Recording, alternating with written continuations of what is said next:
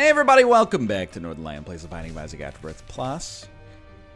We're going for that double-digit win streak. Ooh, how exciting.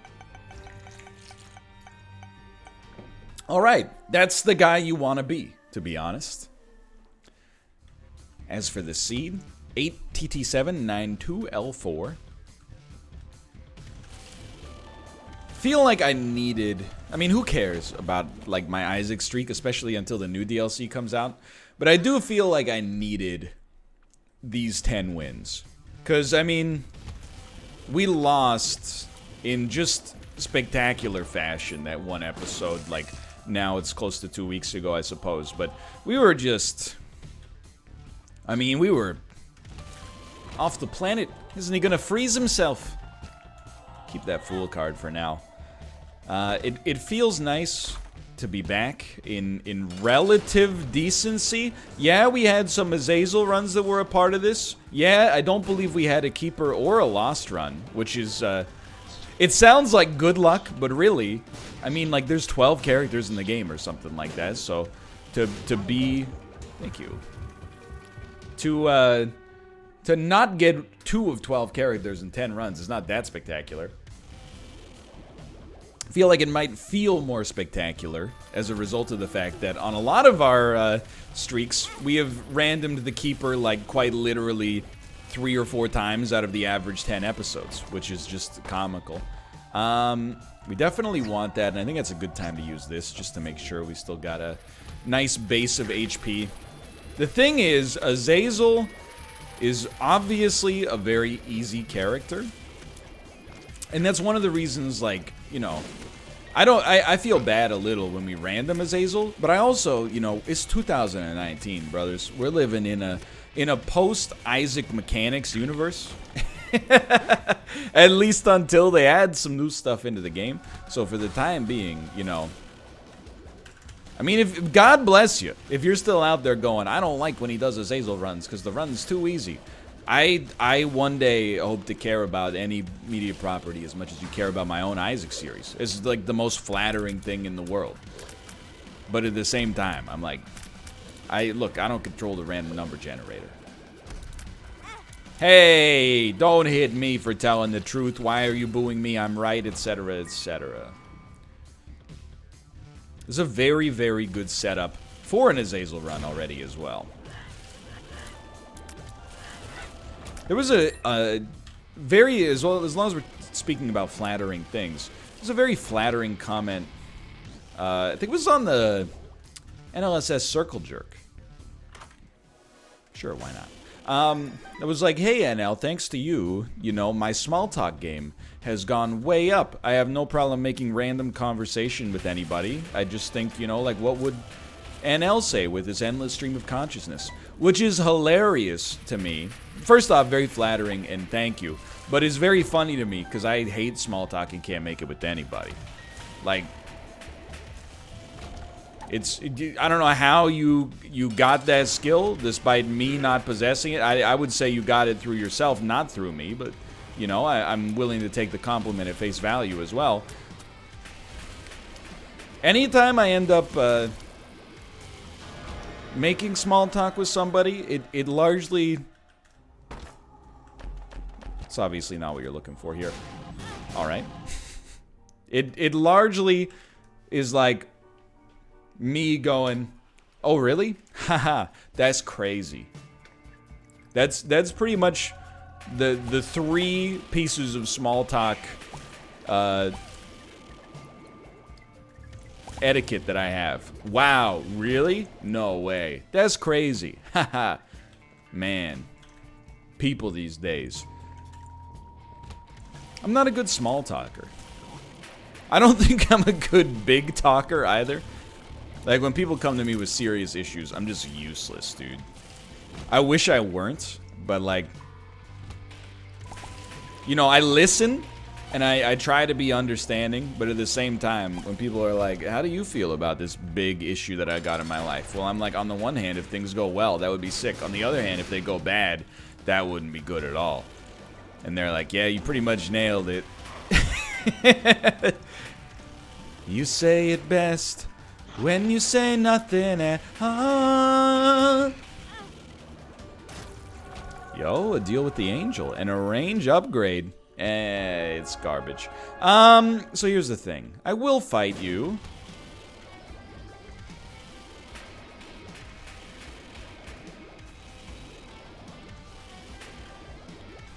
You never know. We might have a good Mega Satan run here. I mean, we fought the Hush recently. What's up with that, right? Real 2017 hours. I feel like it's worth 3 bombs here. Usually keep 1 in reserve in case you find a Tinted Rock. Still need to find the item room as well. I think I'm extremely good at talking to myself. Like, that one is no problem. When it comes to talking to other... Like, I don't think I'm bad. People tend to like talking with me, I think, for the most part. But strangers, no, no, no. I don't get uncomfortable, really. Like, I don't see myself as, like, an awkward person. In fact, I would take it even a step further. Like, I feel like when people get super uncomfortable with situations they think are awkward, I think they're babies. You know, if somebody, like, says, hey, nice weather we're having, and then, you know, you don't know them, and you go, yeah, pretty nice, huh? And then there's a silence while you wait for the bus or something like that. I don't find that awkward. It's just someone, you know, making conversation. Why are you being such a baby about it? Just because they said nice weather doesn't mean you're obligated to have a 20-minute conversation with them until the bus gets there. You know, you could just exchange a couple of comments. You got to work on your... you know, from watching stuff like The Office, I think people, their cringe trigger is so fast. Oh, when they asked me how the weather was, I said, yeah, it's nice, right? I didn't even ask them what their hopes and dreams in life are. Just get over it. It's not that big of a deal. But there are people that are, like, really good at small talk. I don't know. I don't know if I'd say I'm envious. I think if I liked small talk but sucked at it, I would be, you know, I would work to correct that cognitive dissonance. But rather, I'm more like, I don't really want to talk to people outside of the people I already know. So when I see people that are good at small talk, I'm like, you know, you're very gregarious. I bet you have a lot of friends, but at the same time, I don't really want that for myself. So, you know, more power to you.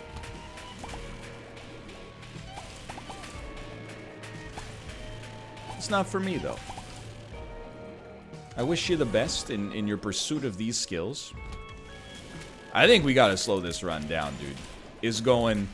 I mean, I think we're doing very, very well. Don't get me wrong.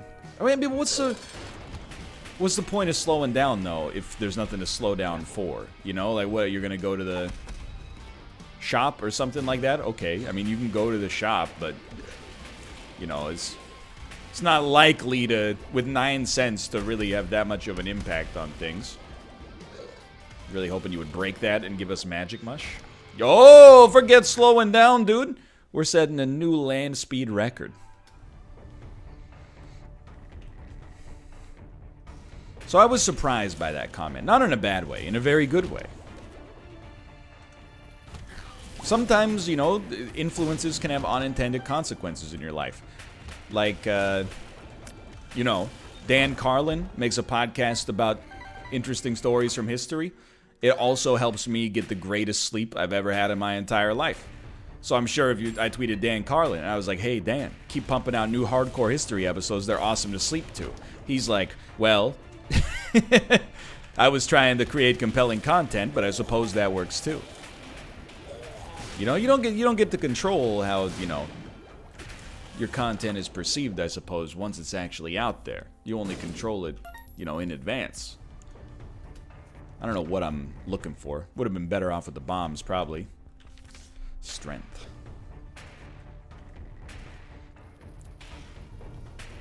Anyway. The one that really rings true, and it, again, very flattering, is when people that are, you know, learning English as a second language or a foreign language are like, hey, I started watching your videos, you know, when I was like 15. Now I'm in college and my English is awesome. Thanks a lot. I'm glad to see that being well-read as an adolescent, which made me be perceived as a snob for the rest of my life by everybody in my peer group has actually had some positive influence elsewhere in the world. Everybody that is a native English speaker, when they hear me speak, they say things like, you know, you think you're better than me? Wow, nice $5 word. I get it. You went to college, etc., etc. I mean, I did go to college, but in college, I talked more stupidly. You're witnessing the hangover of a middle school spent reading Tolkien, you know? So if that can have a positive influence on somebody else's life, well, that would be a first, and also thank you. It's very flattering. One more hit should do this. We're just steamrolling now. This is obviously a dominant performance right now. Nun's Habit, not really a consequential pickup, but if we can keep... We don't have any bombs, dude! Okay, hold on. We can work with this. This is probably not the most exciting use of a Joker card. But we can buy a bomb, hopefully, fight the Angel statue, and then that does give us Mega Satan access. Whether we actually desire the Mega Satan access still remains to be seen. It's going to depend on what our HP is like when we get, you know, a little later in the game, but...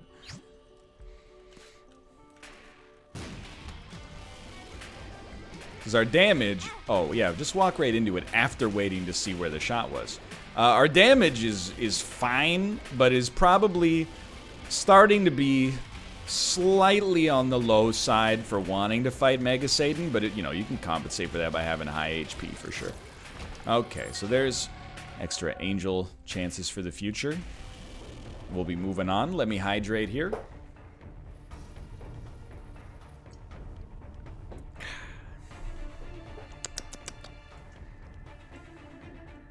Strength, the World, the Empress. Okay, we'll take the World for sure. It would be nice to get a teleport card, though, because we definitely, like... I mean, Boss Rush is high on the list of potential... Okay. High on the list of potential upgrades for us here. I'm willing to do this, even if we get low. We got the HP required to keep us going here. Okay, very nice. And we will just take off. So far, so good, dude. Are we officially in the 12 days of Christmas? Like, I don't know. What days are the 12 days of Christmas? I always find, you know, first off, it's probably the worst song ever written, and I'm being about 1% facetious. I think the 12 days of Christmas is genuinely... It's an auditory virus unleashed upon the world, and we teach it to our kids in kindergarten for some reason. Every one of the gifts in the 12 days of Christmas is pretty bad. Hear me out here, okay? A partridge in a pear tree. I live in a concrete jungle. What am I going to do with a partridge in a pear tree, okay? Doesn't make any sense. It's very nice. Let's go. 2 turtle doves. C point A. Not interested. I don't want birds. You know, I have nothing against birds. I just personally don't want them in my home. And to give someone an animal for Christmas without knowing what they want is just asking for trouble. So please don't. On the 3rd day of Christmas, my true love gave me 3 golden rings. No, it's 5 golden rings. 3 French hens. Okay, that's right. I don't want 3 French hens. I told you, I don't want any birds. I'm starting to think that the 12 days of Christmas was really just a dude owned a pet store and was also courting a young lady. Why are you giving me so many animals? 4 turtle doves. What? I don't know the lyrics. Now, anyway, we'll skip ahead. 5 golden rings. Absolutely the best gift by far. Mind you, I don't need 5 golden rings. I'm not a rapper or a professional boxer or a jeweler. I don't need to wear a ring on every finger. 5 of them just seems a little insane to me. All the rest of them Just hear me out, brother. What the heck am I gonna do with 8 maids a milking? Doesn't even make any sense. I don't even have any cows. And before you're like, well, on the 13th day of Christmas, 13 Welsh heifers. No, I don't have the room for livestock. We're not living in acreage here. We're living in square footage, despite living in the metric system. Hear me out here. On the first day of Christmas, my true love gave to me 1 golden ring, and we spent 11 days eating good dinners. That sounds so much more pleasant to me.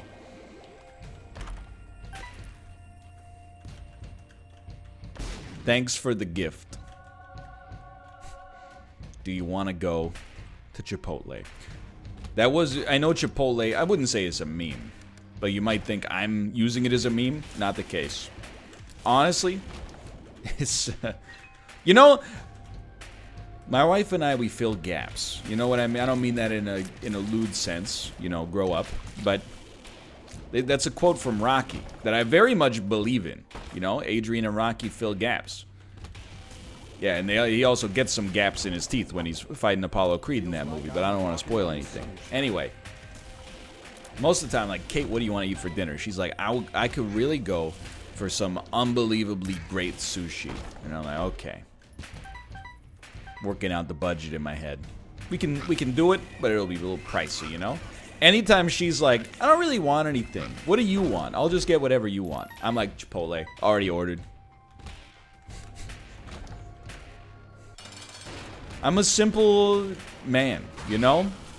I love a burrito. I love a burrito bowl.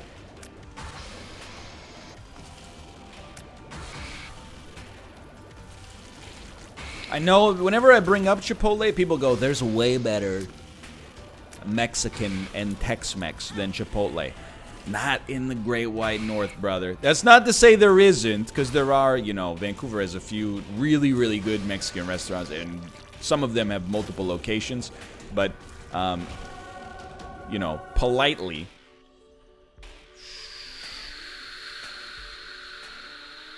I don't think that's the right call. Politely, most of them do not offer a burrito for like $9 Canadian, which might sound expensive, but is actually, by the city standards, relatively cheap. That's with the added guac, by the way. I want those monounsaturates.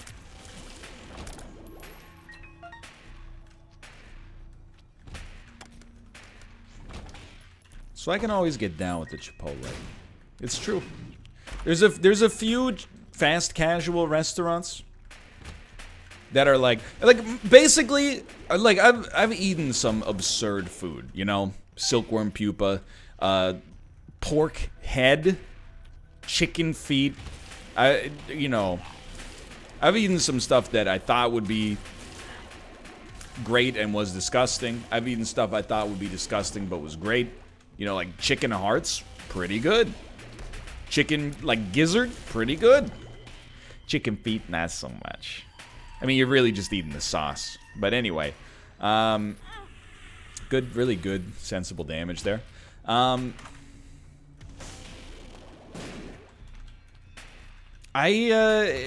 eaten at, you know, some of this city's finest restaurants, and, you know, some great restaurants elsewhere on planet Earth.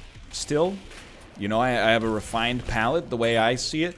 Sometimes I'll, you know, bite into a dish and be like, is that a kohlrabi infusion? I have a refined abilities. And yet, when my wife is like, what do you want for dinner? I'm like, I could just get a Caesar salad at McDonald's.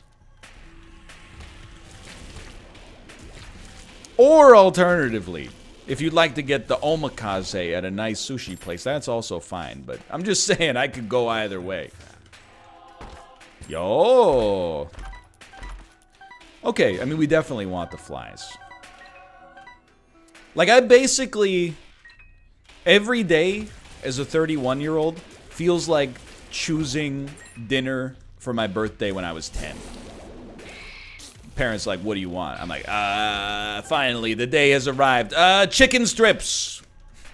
I want to go to Red Lobster and get popcorn shrimp.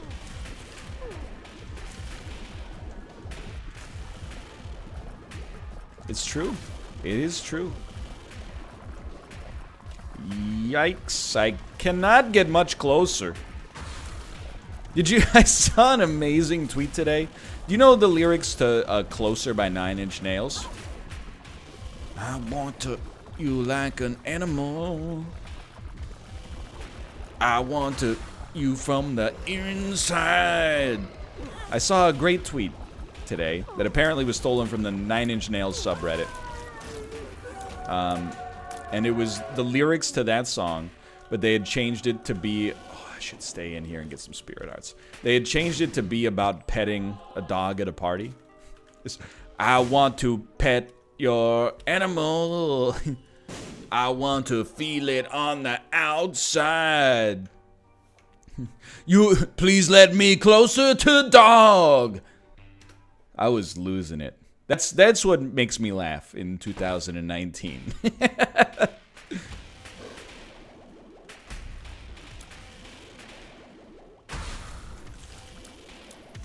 But it was very good. In my defense, it is the funniest thing ever made, so. Please let me closer to dog.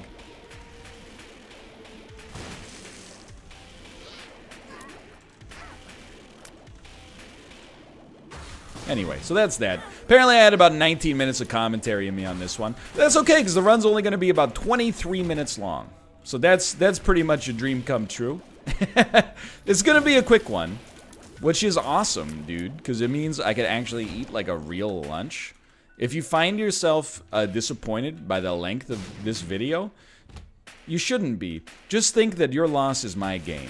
Due to it being a shorter episode while still maintaining the sterling silver level of quality you've come to expect from Northernlion Plays The Binding of Isaac Afterbirth Plus, I am going to eat a well-rounded lunch that does not merely consist of, you know, a banana, a protein bar, and a tablespoon of peanut butter, and a pocket full of shells.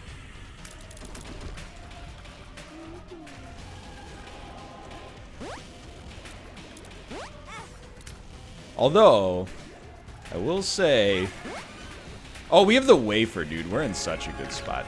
I would love, and it's a little complainy, I'll admit, but I would love to get a nice damage upgrade from our chest items before we fight Mega Satan. Because it's not like we're in a dangerous spot, but like, we could be in a better spot, damage-wise. 8.4 damage. Really, you don't say, like, it's not a lot for Brimstone. You say, like, the opposite. 8.4 damage with Brimstone is, like, you know, it kind of multiplies the effect, but...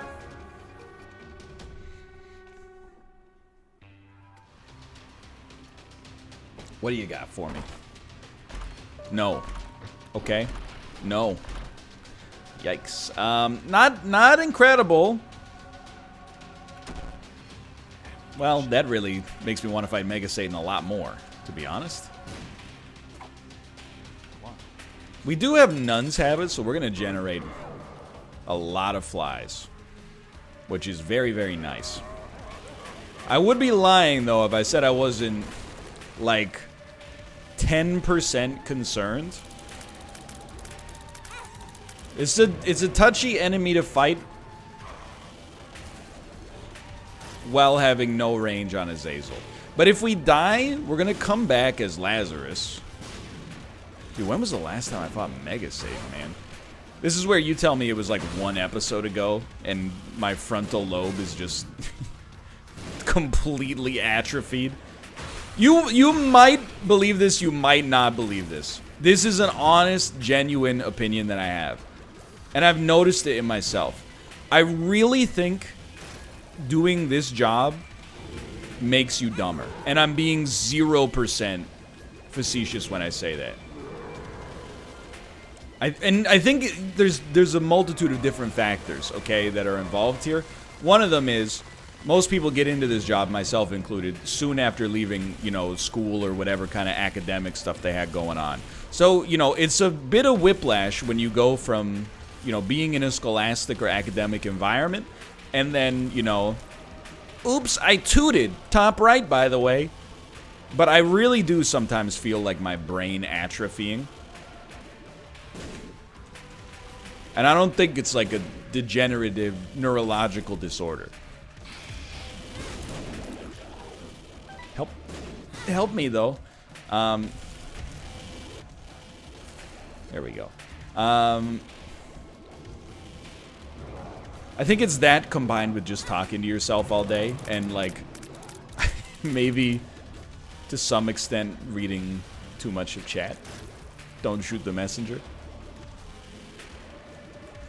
I look at stuff that I've written from time to time, and I'm like, what do you spelled the word wrong, you used the wrong there, your point doesn't make any sense, you know, like, this is, like, I am presently right now about as smart as I was when I was, like, 15 years old, probably. I'm much wiser, and the other thing is, when I was 15, I thought I was a genius. Now that I'm 31 and I'm as smart as I was when I was 15, I'm like, dude, I am an idiot. But the important thing is, please let me closer to dog. Dunka, dunka, dunka, dunka, dunka, dunka, dunka, dunka. I went for it. You got the wafer. You're not going to get killed here. But if you are going to get killed, it's gonna happen from taking damage you're not supposed to take. So my only advice to myself right now, as long as you don't get hit like by unreasonable stuff, you're gonna be fine. We can get hit like, you know, 10 more times almost. Actually, Lazarus Rags will respawn us on this fight, so that's for the best, although also potentially catastrophic. I think you can just get in there at this point. Yeah, thank God. Okay, it was a good run. For now, thanks for watching. I hope you enjoyed it. That's 10 wins in a row. If you did enjoy it, click the like button. Also, the great deal. Of course, subscribe if you want to see more in the future. For the next watch, I'll see you next time. See ya. See you.